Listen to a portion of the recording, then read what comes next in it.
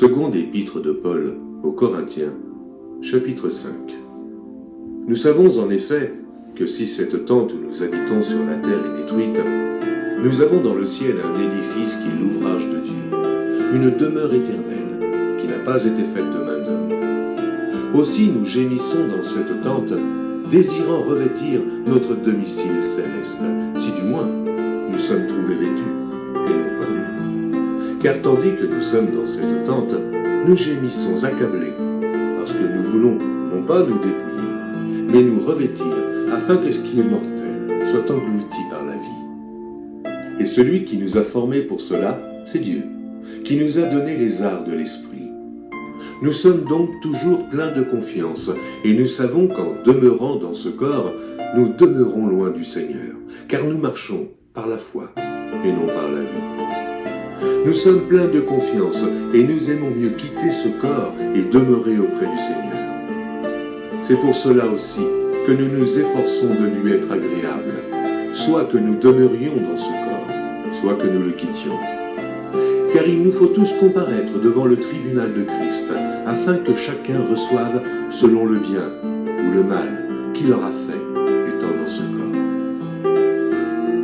Connaissant donc la crainte du Seigneur, nous cherchons à convaincre les hommes. Dieu nous connaît, et j'espère que dans vos consciences, vous nous connaissez aussi. Nous ne nous recommandons pas de nouveau nous-mêmes auprès de vous, mais nous vous donnons occasion de vous glorifier à notre sujet, afin que vous puissiez répondre à ceux qui tirent gloire de ce qui est dans les apparences, et non dans le cœur. En effet, si je suis hors de sens, c'est pour Dieu. Si je suis de bon sens, c'est pour vous. Car l'amour de Christ nous presse, car nous estimons que si un seul est mort pour tous, tous donc sont morts, et qu'il est mort pour tous, afin que ceux qui vivent ne vivent plus pour eux-mêmes, mais pour celui qui est mort et ressuscité pour eux. Ainsi, dès maintenant, nous ne connaissons personne selon la chair. Et si nous avons connu Christ selon la chair, maintenant, nous ne le connaissons plus de cette manière.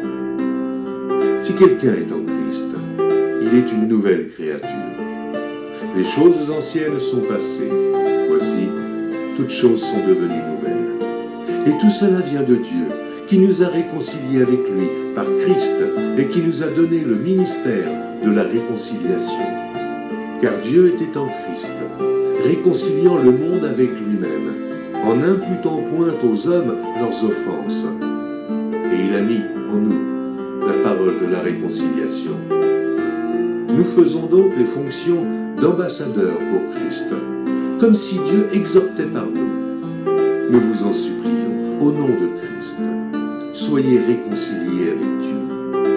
Celui qui n'a point connu le péché, il l'a fait devenir péché pour nous, afin que nous devenions en lui justice de Dieu.